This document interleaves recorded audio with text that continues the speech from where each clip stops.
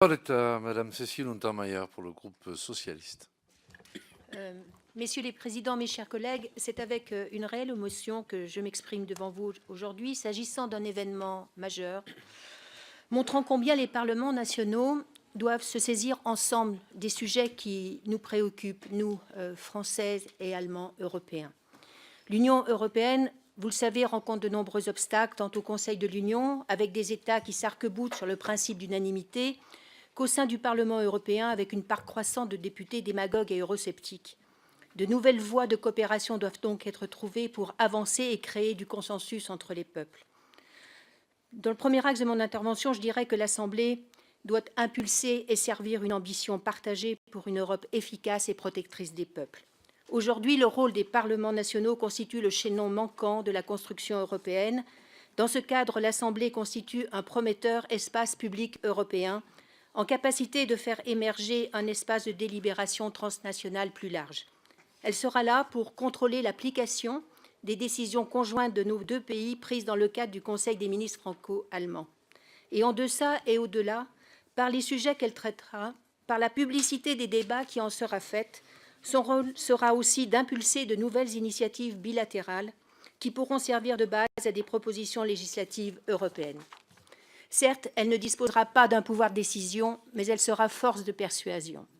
Pour que l'Assemblée puisse mener à bien sa mission, elle doit sans délai se saisir des enjeux fondamentaux que sont la transition écologique et la transition numérique.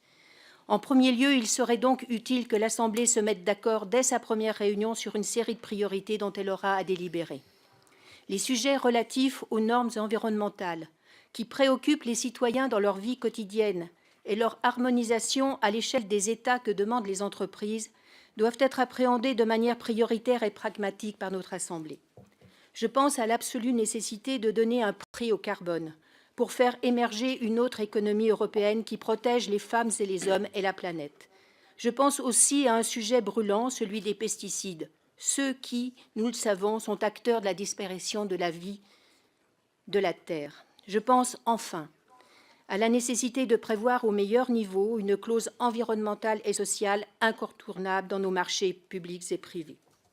La convergence fiscale et sociale s'inscrit dans cette problématique et doit constituer un des premiers sujets de discussion.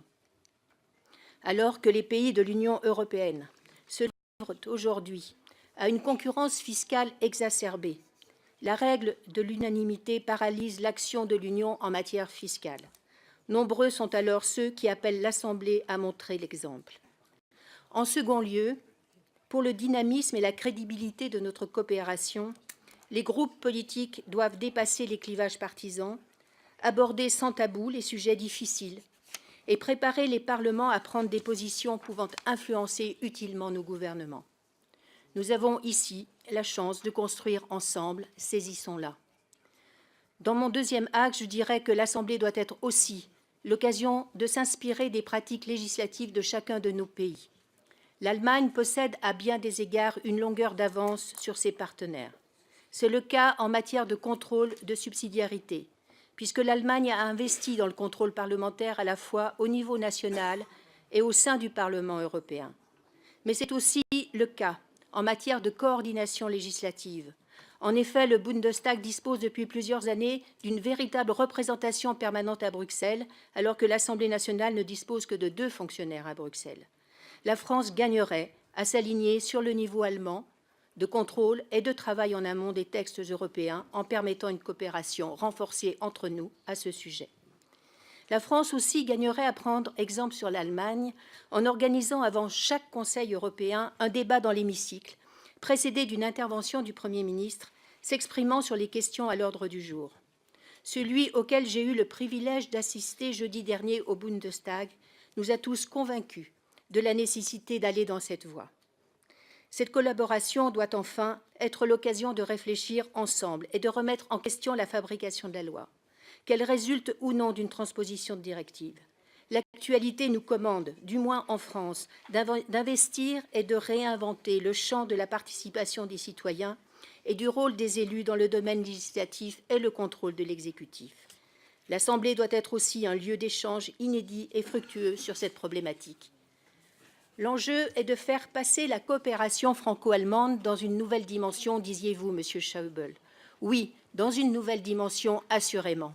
Notre jeunesse nous y oblige et notre responsabilité est immense. Saisissons l'opportunité de cette Assemblée pour avancer ensemble sur les défis et enjeux de demain.